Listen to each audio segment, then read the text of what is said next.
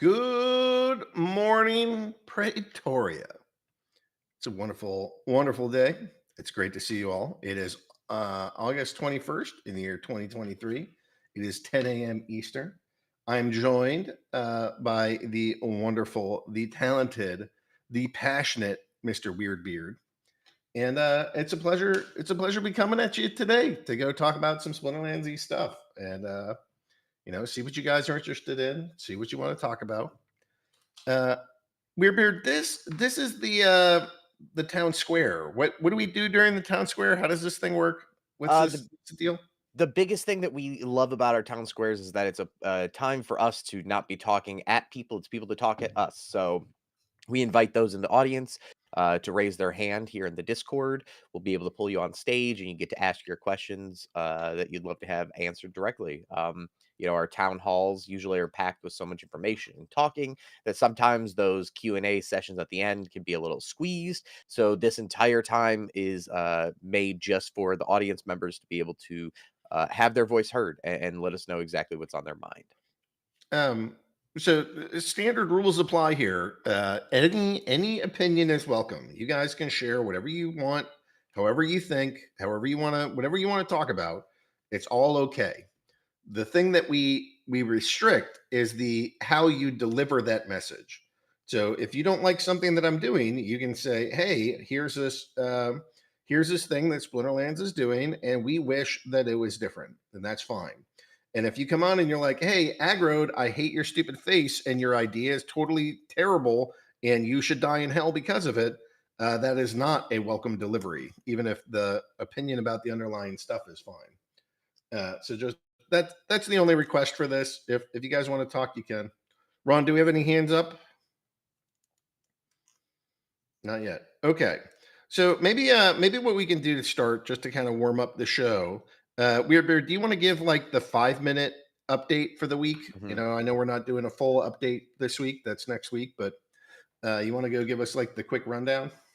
Yeah, so I mean, one of the biggest things that we're obviously still chugging through is land. Having some of the QA issues that we've had, solving them out and making sure that those bugs are available and solved for, so so that we're not continuing to mess around with them. We also have a lot of game bugs that we've been handling in the background. We've talked a little bit about Dispel in the past, I believe. We have some other ones that are mobile ones about forced forced surrenders due to being able to select gladiator cards that people should not be able to select. Those are being handled as well. We also are doing some internal third party analytics stuff where we're making sure to track and set up our partners and categorize them and make sure they're all they're good to go. We also have discussions ongoing about the proposal that was passed to update the terms of service for tournaments and how we're also enforcing those terms of service when it comes to bots and battle helpers and the like. Tournaments are right now on the horizon. We have a couple of tournament updates that we've spoken about in the past, as well as the Brawl tier updates that we're currently soliciting feedback on. So people are able to hopefully expect changes to the Brawl tiers within the next couple of weeks at the least. Okay. Anything tower defense related? Yeah, so we are having our team learn essentially the code that was done for tower defense. It was one of those things to where it's coded in a different language than what we used for both the mobile and for the game and for GLS. So it's all different stuff. The biggest thing that we're hoping is that our team is able to get familiar with it and understand exactly what's going on. Um, and that itself is a process in between. Hey, land is happening right now, so when you have a 5-minute break, you should be able to go and learn up on that a little bit. Um, is that the bulk of the update? Anything else you want to share? I mean, that's the majority of it. Again, land is still all hands on deck. We've been all hands on deck for 4 weeks now, 5 weeks now. So, it's all getting poured into land at the exact moment. There's not a ton left over, but whatever it is, again, is sort of on these piecemeal projects that we're able to squeeze in at the moment. Okay. Um, Lewis is asking, what's the language the developers need to learn to handle Soulkeep?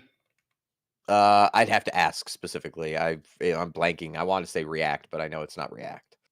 It's not React. I thought I knew some of it was JavaScript, but I don't think that's the part that they're having problems with. No. That's just really like the front end. War Chief Angular? Arbitrage saying Angular. Hey, War Chief, you want to come on? Do you want to go talk about it? Let's see if he wants to come on there. I don't mean talk about Soulkeep. I mean talk about land.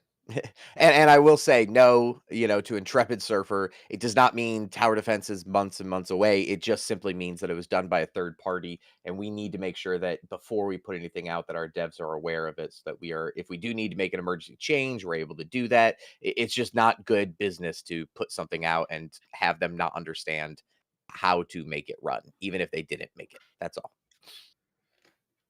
I don't know why FARP isn't answering me. FARP. It could be. But like we're going through right now, I would say the biggest thing other than dealing with land and tower defense would be those terms of service updates that we're looking to install into tournaments and brawls here very, very shortly. Again, that's based off of the proposals that were passed to remove bots from brawls and tournaments. And then also we're looking at the battle helper and the enforcement of the battle helper proposal that we put out there as well. Hey, FARP says he'll come on. Can we get? I think he knows how. At FARP. Oh, good. He's here.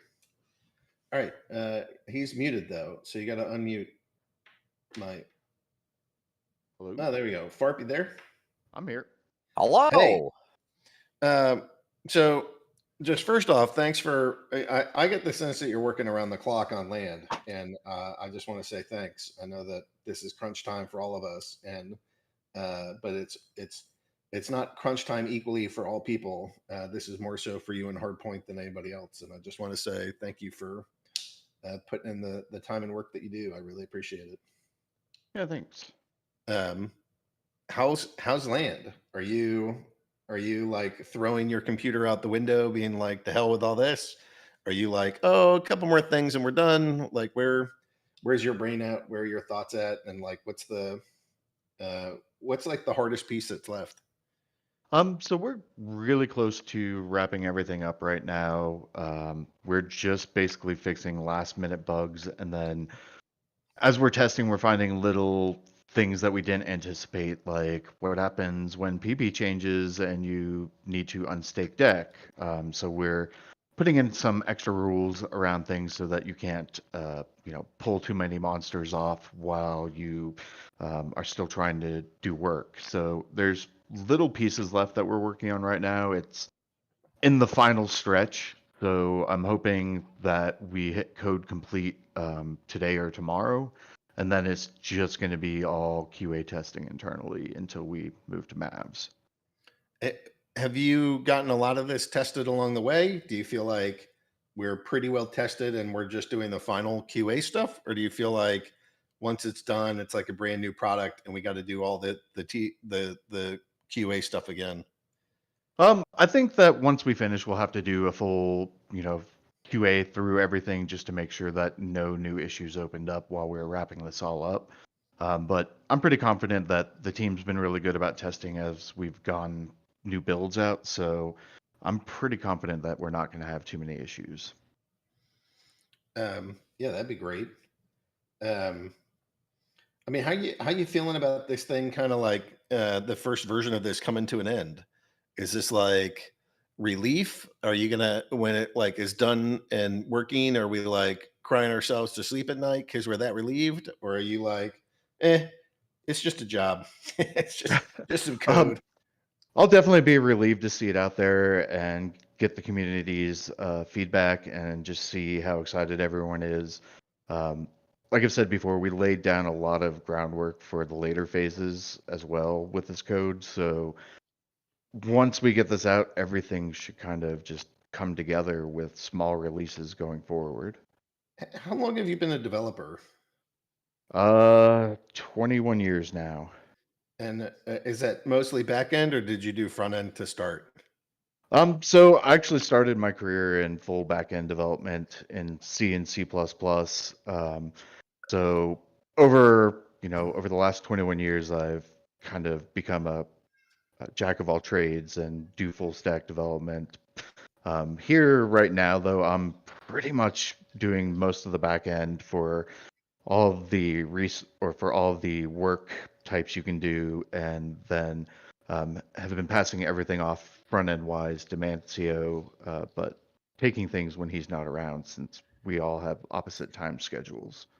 Um, how hard is this project compared to the other stuff that you've done for 21 years? Is this like a small project, a gargantuan project, middle of the road, like in terms of size and complexity of the build? How would you rate this in terms of the challenges that you faced in development? Yeah, this has definitely been a very large project. It's a very large code base, and there have been a lot of challenges with it. Mainly because everything's blockchain. We can't be running a live game server that's constantly doing updates. So because of that, there's a lot of little unique challenges on when do I properly update this piece of data so that everything works right. So there have been a lot of challenges, and we've been able to work them all out. So it's been good. Um, I use the analogy that coding and blockchain is sort of like kind of like the phrase Ginger Rogers had to do everything that Fred Astaire did, but backwards and in heels. And I kind of feel that way about blockchain. That like we as a game development company have to do everything that a Web 2 game company has to do, but essentially backwards and in heels. Does that sound right, or is that overplaying it, or do you think that that's a sort of meaningful analogy? No, that's definitely a meaningful analogy because, doing everything with the blockchain adds extra latencies and other things in because you have to wait for a response from the blockchain for everything to get processed. Whereas, with a game server, I handle that message and I'm done. So it definitely adds a extra layer of challenges, and that definitely is a good analogy. Um, so you have what was the hardest part of this particular project? Was it just the scope and size? Was it like a particular database, the rule sets around production points, or making the front end talk to the back end? Like what do you think like the biggest piece of challenge of coding this thing was? The biggest challenge has just been making sure that we get all the PB calculations correct and follow all the rules for 1.5 with the caps. So everything else has kind of just been falling into place once that has been all done. But that the PP is kind of a blocker on getting everything else in the system done because if you don't have the right PP, you can't do the calculations and actually test that everything's working as you expect. So that was definitely probably the biggest blocker in getting everything done. We were able to write code for the various systems, but until we could test it all together, we didn't know that everything would be perfect. So So is the PP stuff done? Has that do you have all that and you're good, or are we still waiting on bits of that? And um, sort of like walk me through the remaining steps before this thing is like truly code complete. yeah, so the PP calculations are now pretty correct. There's one thing left we're working on, which is scaling back PP when you don't have enough dark energy staked. So let's take an example like you've been working everything fine, and then you decide to swap out some workers for more PP. Well, doing this requires more dark energy, but if you don't stake any more dark energy, we have to scale back the effectiveness of your PP on that plot. So that's the last PP calculation thing we're working on right now. That also comes into tying that you can't unstake more dark energy than you're using. So all these little rules at the end are coming together to tie in. So with the PP, we hope to finish this up. Like we're writing a function right now to finish it, and then that should allow us to actively fully test the SPS mining, the research and harvesting, as well as seeing the keeps and castles tax collection and make sure that those are all working as we expected. Um, So when you talk about like, hey, it has to do you have to check like the amount of DEC and it affects all monsters. Are we talking like, hey, I just need a math, like I got to check with yeah, but Matt on the math of this, and it's like, okay, do I cut my DEC in half, so I divide everything by two?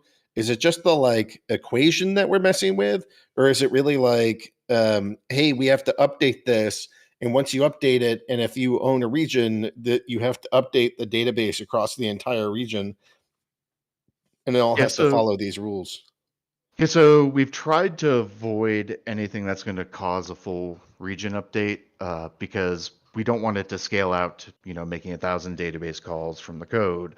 So what's going to happen if you don't have, if you change workers and don't have enough dark energy, it's only going to affect that one plot that you were changing. So all of your other plots should still be at full power. It's just the last one that you're editing that won't be powered all the way.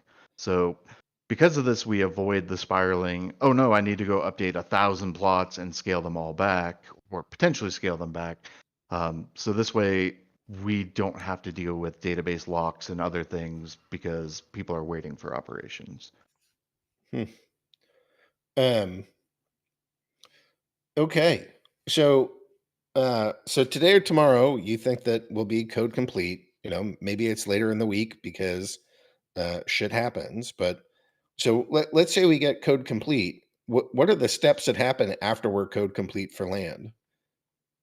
So once we hit code complete, we'll schedule a bunch of swarms in QA to make sure that all the functionality is working as expected. There'll be new bugs opened. Any of the existing bugs that are currently still waiting for testing will be retested and hopefully closed out. And then we should end up with a final list of bugs. We'll go through fixing them, push a couple builds out, and do more testing, and then it should get to the point where there's very minimal issues, and then it comes down to creative coming and looking and giving us feedback and asking for any kind of visual changes that they want. Um, are we expecting a lot in that case, or do you like what are your expectations for how that goes? Or you describe the steps. What do you, if you were looking at a crystal ball, what do you think that the amount of work or the amount of stuff that we have to do is from that? I don't expect a lot of new bugs to come out of this. All the developers have been testing pretty heavily while we're developing right now. So, for instance, I have a PR open, and last night I got several feedback points on it, and I've made all those changes this morning. So I'm just waiting to push a new build out to QA so that we can continue testing and just make sure there's no problems. Um, and I guess how are you holding up as a person? I mean, I know that this has been a lot of like weekend work, and I'm here at like midnight or 1 a.m. and I'm like QA testing and playing on land and trying to make sure all this stuff works, and you're there responding. Um, are you fed up with all this and you hate Splinterlands now? Are you just excited to be able to get this done, or like where's your like mental status and sort of heart live with this thing now? So I actually love this kind of thing. Like I like being challenged, and this has definitely been an engineering challenge. So there's been lots of new things to learn, as well as, um, j- like I said, with the blockchain, it adds a whole new level of difficulty around things because you can't predict how long it's going to take for a block to be processed. So there's been a lot of, just learning experiences around this. So to me, it's been fun. Yeah, I'm up all the time, but I also get naps in throughout the day. So I haven't been too bad. But this is all going to be wrapped up because I'm going to be in Alaska next week. So Yeah. Uh, so we best get this thing ripped. Um, I'm gonna lose my chief FOMO title if I don't get more DEC. Yeah, yeah, yeah. I know I have to. I'm like a good amount of DEC short for where I want to be. So all my occupied, my epics, and my magical lands are certainly getting, and legendaries. Those are all getting workers, and then we'll have to see how deep down I can go. Um, yeah, Gator saying when you pass out at the keyboard, it's considered a nap. Yeah. Uh, and yeah, I can. I am actually planning if the second that we get back to par, which I don't think is forever away. You know, basically when land comes out, I think everybody will be pretty excited for this. I think it's fun. I think it's tricky. I think it's cool. I'm excited to get all my workers out there. Um, I think DEC is going to get absorbed pretty quick. And what that'll let me do, you know, I earn a fair amount of SBS every day. I will be burning my SBS to go get DEC to go put on land. So, and I have a hard time imagining that I'm the only person that is going to do that. I think that'll be lots of us. So, um, I think land is going to change the economics of this whole game pretty substantially, which is part of why I'm so freaking excited to get this thing out there. Also, just because it's fun. Um, all right, Weirbeard, do you have any questions for FARP? Had to find that mute button. No, I think like more than anything, I just want to say I'm grateful for FARP and the hard work that him and the rest of the dev team have been putting in. It has not been easy. You know, we thought that we were able to move stuff forward and found some QA bugs and whatnot, and so a lot of this stuff has just been. It's not like, hey, FARP, spend 5 minutes to go solve this. It's like, hey, would you go spend an hour just trying to find one line of code somewhere that's making this kind of wonky? Um, you know, so I'm appreciative of him and the rest of the team for what they've done. Yeah. FARP, anything that you want to share that I wasn't able to ask you about or didn't think to ask you about? Um, I Do know you want that. to? Oh, sorry. Go ahead. I was going to say, would you mind going over the castles and keeps taxes that we were just talking about on Friday? Yeah. So I know that there seems to be some disappointment, but I had a brief message with Matt and had basically asked him if he wanted us to collect taxes from keeps when castles do their collection. I'd based this around how things would have worked in the medieval days, where if there was a duke or duchess or whoever ran a small keep in a kingdom, they definitely would have been taxed by the castle. That's just the way things worked. And Matt told me he never really thought about it, and that was basically his response to me. So I kind of mandated that this is going to be how it's going to be. Um, this isn't something that should affect everyone permanently because, like I said, there's a lot of surprises coming in 2.0 for keeps and castle upgrades. So, you know, just because something's the way it is now doesn't mean it'll always be that way.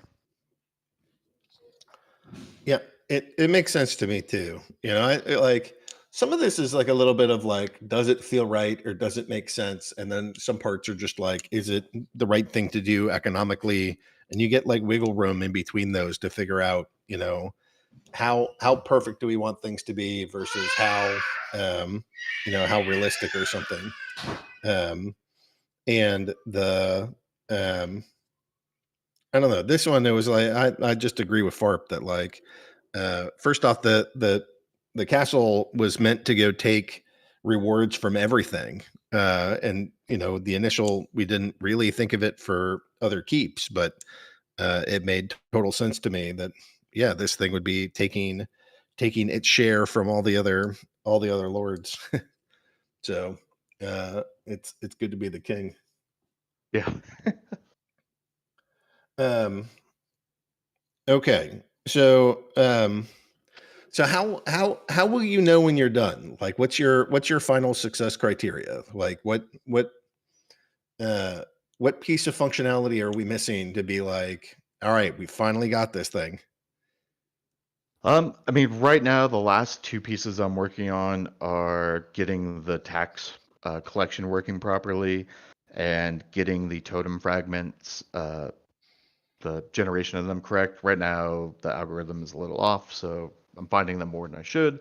But I'm wrapping that up today, and then for me, it's all about just testing and writing a whole bunch of new unit tests, a whole bunch of new integration tests, and talking with our support team and anyone else who's running QA, and just have them report to me funky numbers if they see anything weird. That's pretty awesome. And then it'll be fun to get this thing cranking and see what it looks like with all the Mavs on it. And then what my general thought for Mav testing is that we keep it short and we just launch this thing live. But so like, I don't think that there's tons of reason to leave it on Mavs. I want people to get some experience with it. Obviously, if we find some critical bugs, that would change. But from your dev perspective, what's the ideal amount of time or ideal criteria for QA testing with Mavs? So ideally, we would find anything critical internally and fix it, and then for Mavs, I would be okay if it's visual issues that we're fixing that aren't major, like toasts don't pop up correctly and things like that. I'm okay with a build like that making it to the Mav server, but I want everything else to be buttoned down because I want that first impression to be like, holy crap, we waited for this long. This is amazing. Um, I guess what are you most excited about for this? Like, you've been doing this. I can't even think about how long you've been working on land. I think it's like 8 months. Maybe it's longer. Yeah, we started right before Splinterfest. When was that? I don't even remember what month that October? was. Yeah, so we're like, I guess you're almost a year deep into this. Like, what are you most excited about? Is it something that's part of the current 1.5 build, the 1.6, the 2.0? Like, or is there a part of this that you're like, this thing is just so freaking cool? So there's so many things that we haven't talked about that I'm excited about. One of the cool things that I know Nate has been working on is the stuff that's going to come in the wilds. And I don't know if it's been said, but when the wilds come, there should be boss monster fights. So that's the piece that you're stoked for is boss fights down the road. Oh yeah. Have you read my first pass at what that should look like? I have. And does that look good to you, or are you like, are you going to pull a Nate and be like, well, I wouldn't have done it that way? I think when we finally get to actually sit down with Nate and creative and start planning it out, there'll definitely be some evolution onto the idea. So it won't be exactly what's written there, but there's going to be a good bit of it plus new things added. Yeah, I don't. Whenever I write stuff, I write it as like, here's the base that we can try to work off of. I have very little expectation that like what I write or say will be the exact thing that will be produced. But hopefully it's a good starting point for the rest of this team to look at that and be like, oh, that's cool. Here's what I would do with that. Am I going to share my boss fight vision? I have not yet. I feel like You should not share it. yeah, I feel like I shouldn't do anything like No. that until like land is done and we know what, if anything, we're going to build. We do have to build something. We've had that, like, the poor guys for boss fights are like 4 years deep waiting for this thing, so we got to get it at some point. But I don't think I'm going to share it just yet. I mean, you're going to get a boss, you're going to fight stuff, and you'll get loot. I mean, that's the basics. But how we do that is going to be the trick. I'm glad you're excited about boss fights. I'm excited about boss fights too, and I'm excited to be a boss fight. Like, you guys, you have to bring down Agrod or Agrodius or somebody like that. It's going to be awesome. You guys have to kill me. Should be fun. Yeah, Flavi heard.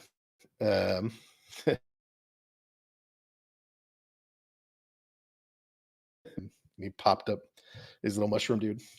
He wants to get that in here. Yeah. All right, Farp. Anything else you wanna say to the people? The people are here and they're Dave McCoy saying, "Hey, thanks for all you do, not only developing but interacting with the community." Um, What, all I can say is, anything you want to share? yeah, all I can say is just be patient. There's so many amazing things scheduled for land that we haven't talked about that when we finally do talk about it, everyone's just gonna be there with mouths hanging open. Yeah, I believe that. All right. Well, thank you for your time. I don't want to take any more of your time while we're still trying to get this land thing out, but I think hearing from you can hopefully give people a sense of what we've been doing, why we've been doing it, the pieces that we're stuck against, and um, and hopefully there's light at the end of the tunnel. I mean that we've said a little bit now, like, hey, we think we're going to be code complete by X date, and that date has come and gone, but it's not like each time that we do this and go through this, we get to like another higher, better, more complete state. And so maybe that's today, maybe it's tomorrow. Here's hoping that it is. But um, we're definitely we're not being like, hey, we don't know how long it's going to be, and we're expecting massive delays. No, we're just trying to get this thing wrapped up as soon as we can, and it sounds like we're almost freaking there. Uh, so thanks for all you do, Farp. Thanks for coming on. Thanks for talking to us, and excited to see all your work come live, maybe as soon as this week. Yep. Thanks, guys. All right, rock on. I don't know. Do we have any hands up? Anybody want to come on air? That's a question for Ron Donson. All right, no hands up. So we've had some questions kind of appear in chat. I think maybe they've gotten answered. I wasn't totally able to have that conversation. Um, I know this is yeah. So I see Crypto Hobo at 1023. I know this is a bit way off into the future, but regarding Cards for Rebellion, will they be cheaper to play since a lot of new player does not want to spend tons on a deck since the starter cards cost $66 excluding SPS requirements? Um, Yeah, I mean the newest decks are always the least expensive because you can still buy them, and it's all the other stuff that comes earlier that you can't get that from any other way. Uh, what else we got here? Question: Are you able to share the priority order for land after 1.5? I'm guessing grain markets, Soulbound card unlock. Are there any others to share? Have we stated what's going into 1.6 or what the priorities are for 1.6? I mean, we've kind of covered it. Like, hold on, let me pull it up. Like mainly we have those prefix titles. We have the deck market. We have the market maker. We have And by that you mean the grain market stuff, right? correct. Yes. Hold on. 1.5. There's always a million things open.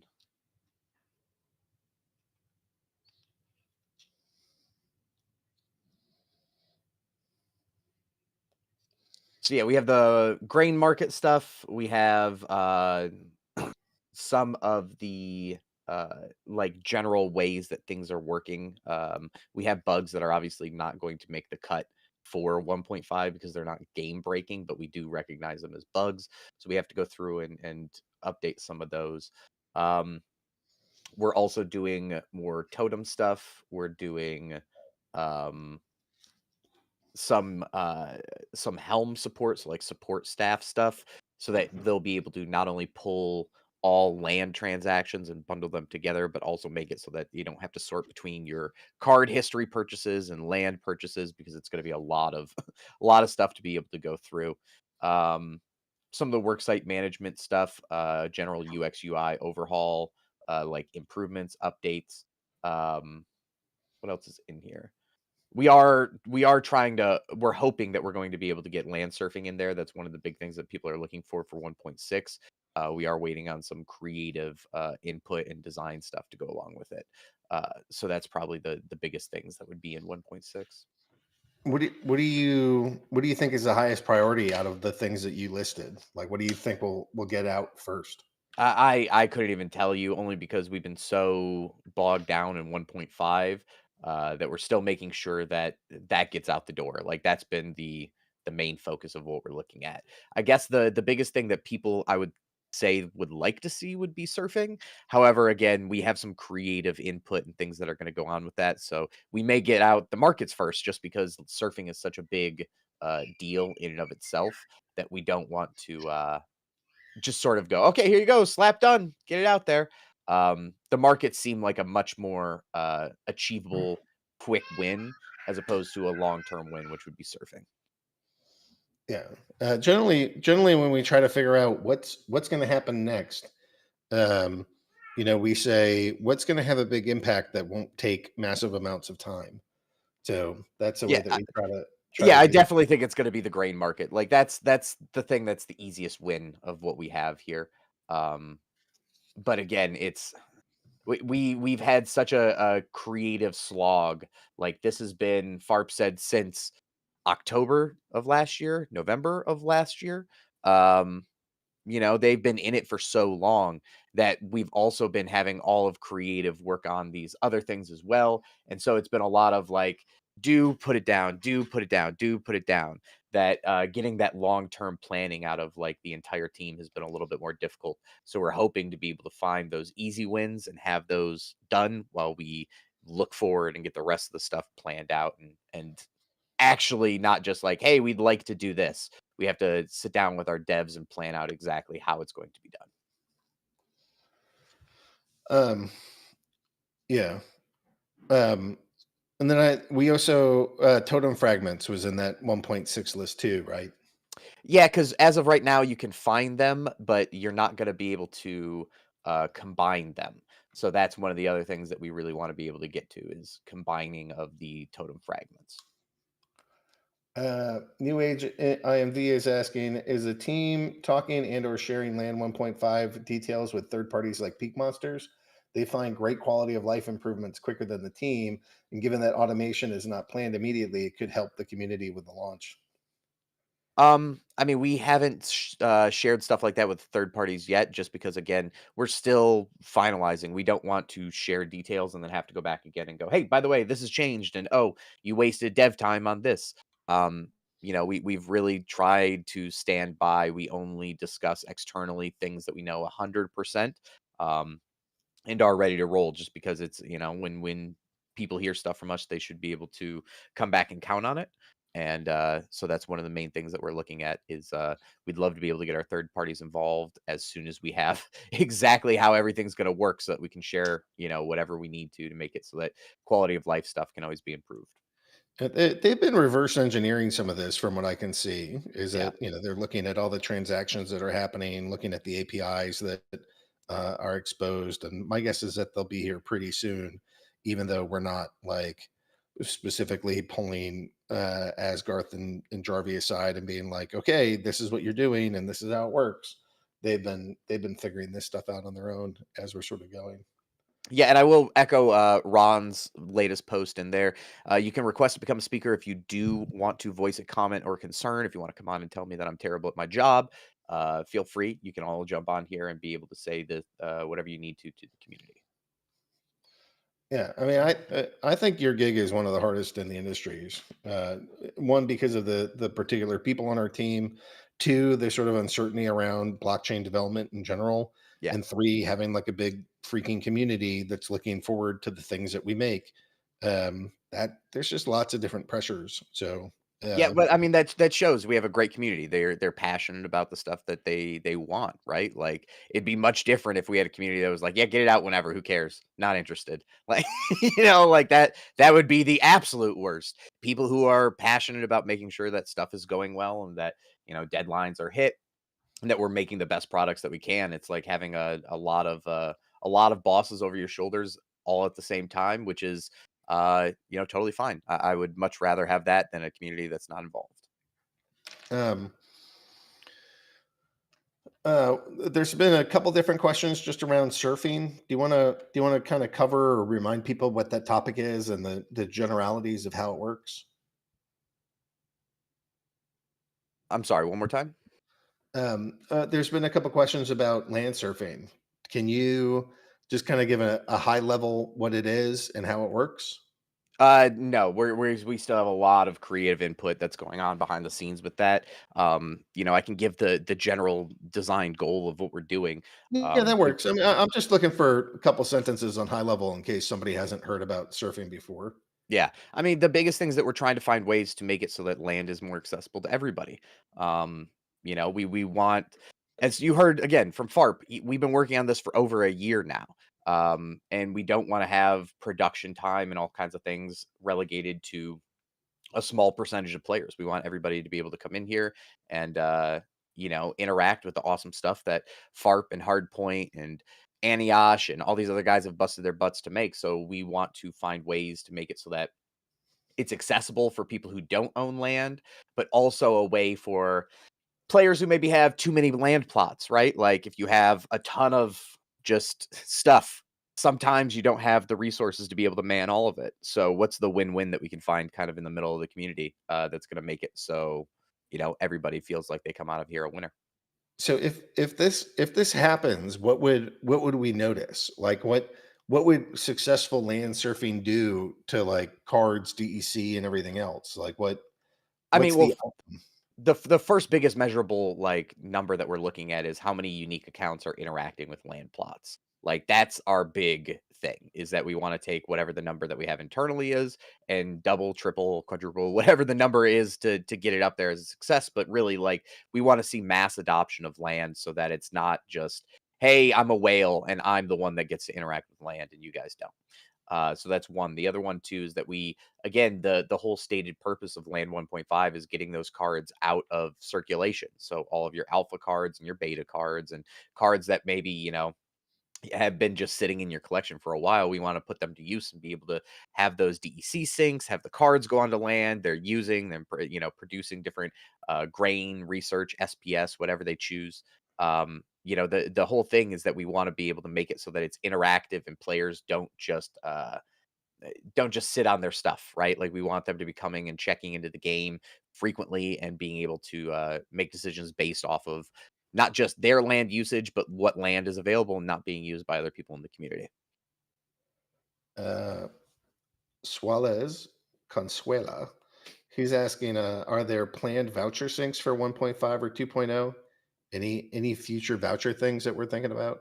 Well, we're actually working through a couple of voucher things that we're hoping to be able to do right now. We're kicking around the idea of using vouchers to be able to get discounts on energy purchases, using vouchers as discounts on essentially anywhere that you are able to spend deck or deck B that gets burned. We really want to be able to add voucher utility to all those different things. I feel like I've been a pretty big proponent internally about I call vouchers the cool stuff ticket. Players should be rewarded. We have lots of people who have staked SPS. That's how you get your vouchers. And they should be rewarded with discounts and being able to use those in different places and not just have it be when, card sets come out for sale. There's little quality of life things like re-rolling your focus Mhm. that some people have called for that to be like a voucher cost. And that if you want an extra re-roll or additional extra re-rolls for additional higher and higher pricing, what do you think about that? Does that screw with the game? Does that make it better? Is that like a good sync for vouchers? Or is Oh no, that I love being able to re-roll your focus. I think it's great. The big the to make the hot dog in public. We're the thing that we're trying to figure out is how to make it so that it's not because if you flat value vouchers across all tiers, it doesn't really make sense, right? Because getting one energy in say champion is 500 deck, I think, and then it's like 10 or something for silver, so it's super, super low, so you can't exactly just flat price them. So then you have to find, okay, then it's dynamically priced. What are we gonna be able to charge for each one, and what's the amount of the discount, and yada, yada, yada. So, like, we're caught up on some of the technical details, but as far as actual, like, guiding principle of what we wanna do with the stuff, I think, again, finding every use that we can for vouchers to make it so that people don't just sit on them, right? We want them to get out there and feel like they have a use case for using them and being excited because they go, "Wow, this is awesome. I'm glad that we have vouchers." Fanny Balls is asking, 2 town squares ago, I asked about runway. You said with current Bitcoin price at 30,000, you can see a year ahead. You also said that you think we're in a bull run. Can we have an update on your current thinking? So my current thinking is actually more bullish since the little price correction, and I know that that's probably not intuitive, but my take is that we are going to be in like a parabolic run imminently, and in order to do that, before you can get price to go up, you have to nuke all the longs, because if there's longs and they exist while you're trying to push price up, um, they'll dump on you the whole way up, and it costs you 100 times extra to move the price. So I think Bitcoin getting nuked and all those longs getting nuked is evidence that it's likely to get sent here shortly.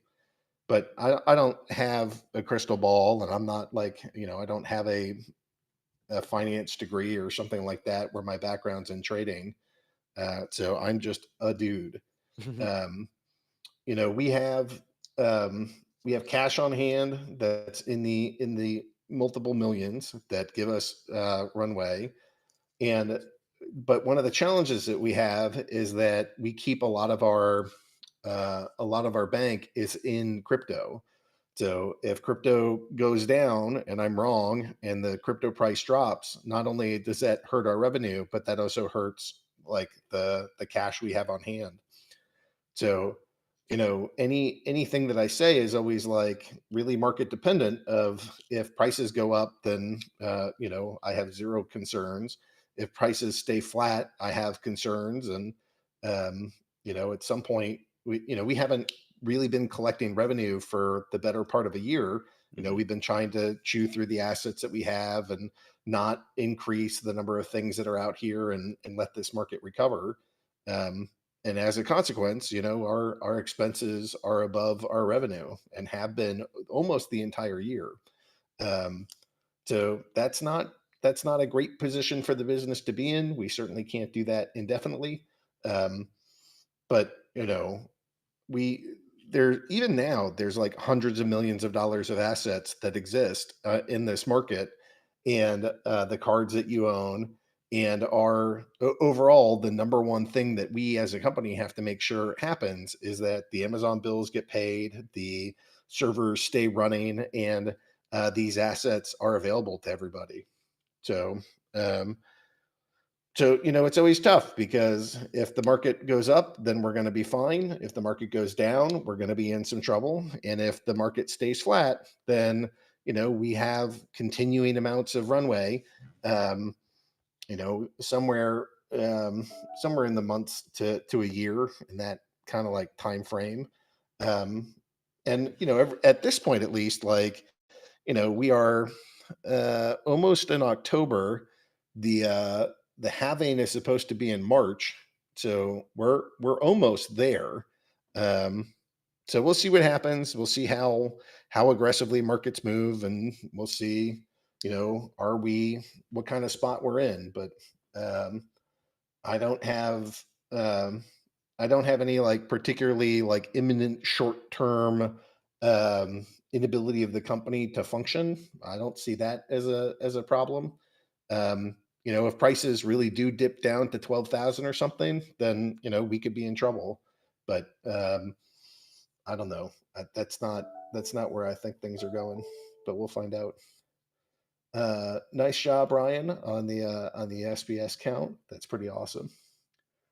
Um, yeah, I like the 2016 sort of peaks, and look there. I mean, I think the market setup looks very much like 2016, but again, not a professional trader. Um, Question: Our focus is going to be reevaluated at any time? I know that it was talked about in the past because some of them only have one or two abilities related to them. Yeah, we're definitely already internally looking. One of the big things that we're hoping to be able to do is keep an eye on what the modern format is, right? Like, as of right now, we sort of have this huge amalgamation of not only a ton of different abilities, but we have a lot of things that maybe like aren't being used so much in the new age of Splinterlands. So along with that comes focus reevaluations and sort of what is in our current like playscape. So yeah, we will be redoing focuses here. No exact timeline, but it is something that we already are putting work into. Um, Question: are personal land research points linked to territories? Are they just a global total attached to player stats? Do we know where they're storing research? I believe it's per region. So, as different regions, um, do the research and they're able to pull that out, that stays within the research that entire Yeah, time. I can actually answer that Oh, there one. you go. Let's do it. So when you earn the research tokens, they'll actually be bound into the region you found them. However, behind the scenes, the regions are all pooled into the territories. So when we open the Secret of Pretoria, it'll be a territory-based system. However, there will be things in each region as well to unlock with them. Sweet. Uh, Young Eagle is asking, are you able to go over any more info on the new brawl tiers that you were mentioning? So it's not new tiers. It's essentially just cleaning up the ones that we have. One of the big things that we are, I don't want to say concerned about, but one of the issues that we're continuing to talk about internally is the like what it's going to be like with all of the alpha cards and beta cards being used in land. There's already a pretty small number of it, and there's a ton of alpha foil or alpha phrase. There's gold foil alpha phrase, a lot of ones that already struggle to get like full participation. And so just with land coming out, we know that it's going to be even less of an ability for people in guilds to fill those. So, wanting to remove a lot of those alpha phrase and make it so that when it does happen, it's valuable for the guilds to completely fill them and not just half fill them, every once in a while. The other large thing too that we're hoping to be able to do is looking at like putting in something along the lines of, hey, if everybody fills a fray, but not enough people on the opponents fill it, it's an automatic win, right? Because you should be able to be rewarded for saying, hey, we did show up. We did show up and fill this fray. Other people weren't the ones that were able to do it. We want to be able to reward the people that are putting those cards and stuff forward that they need to. Um, let's see. There's a couple other questions here.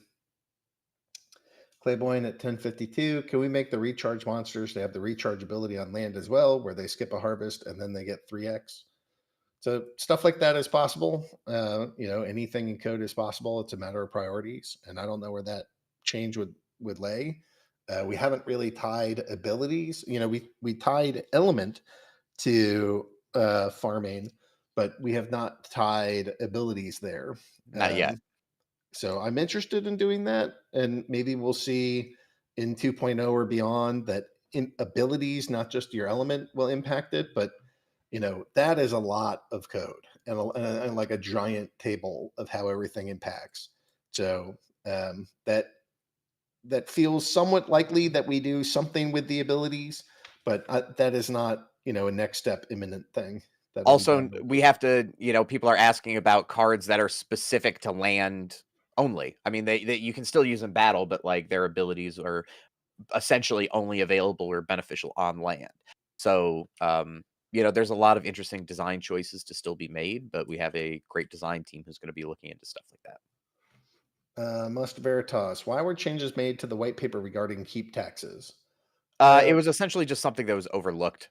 We hadn't originally anticipated it, so after internal discussion, that's the solution that was come up with. Yeah, I mean, it's hard until you're actually in this thing to see everything that you have to do and all the choices that you're left with making. So we did the best we could with the white paper. But this is to us, this is sort of like um, what the castle does was described, and then it wasn't described for what it does exactly with keeps. And so when we got there and we said, okay, we actually have to code something here. What do we do? We tried to look at the white paper and say, what is the thing that makes the most sense given what we've already said? And to me, this is an extension of what the white paper was already doing. So we were more or less silent on this because we didn't think about that one piece. and nobody caught it between then and here. But we got into it and we said, okay, we need to make some kind of decision, and we did the best we could with the way that we've written the white paper.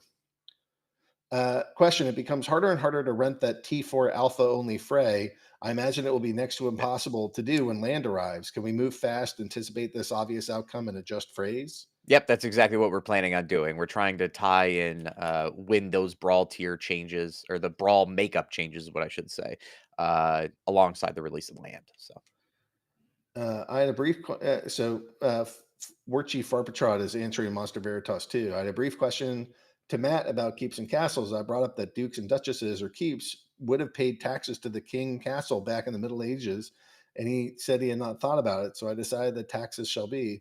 However, things are not always permanent, and when keep and castle upgrades come out, you might be surprised by what you can do.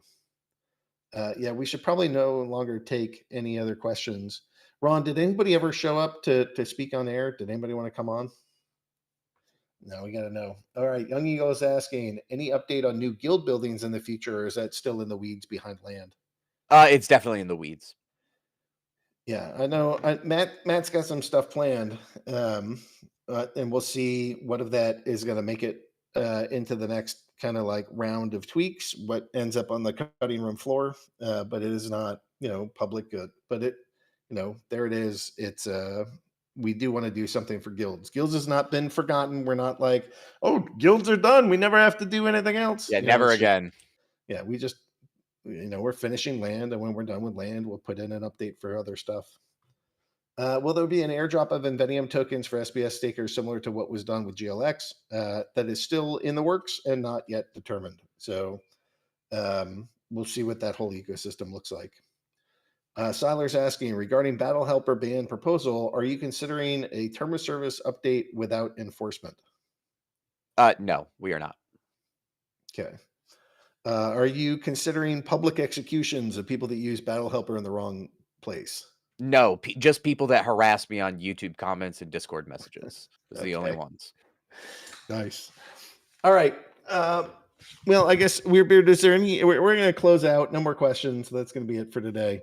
Anything you kind of want to add, or any final thoughts that you want to give to the people before we sign out of here? I mean, more than anything, just appreciative of the people that are here, and even the people that are frustrated sometimes with how long land is taking to get out. More than anything, I want to say that I know our team has been working very, very hard, and I'm appreciative of them, and the things that they're doing for this community are great, and I'm just super thankful to be here every single day. All right, so keep an eye out. We're gonna do our best to get this Mavs thing out as soon as we can. Hoping to be code complete, at least internally, over the next couple days. And we've said that before, so take it with a grain of salt. But that's our plan, and hopefully we can get out on Mavs here shortly, because I know that everybody is anxious to get this thing moving and anxious to get stuff staked and get into the next I don't know, the next epic of our game and what we're doing.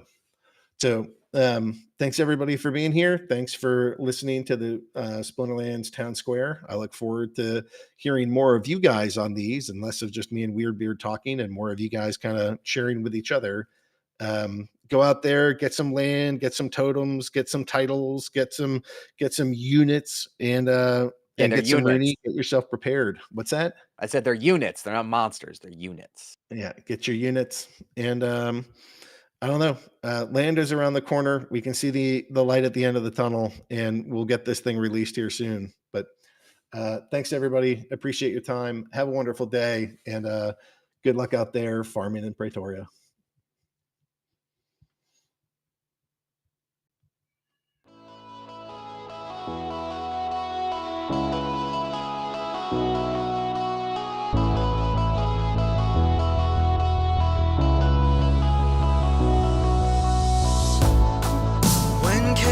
Reigns and hope is lost, when your darkest days aren't saved by the dawn, we bring the light to help guide the way. We are with you.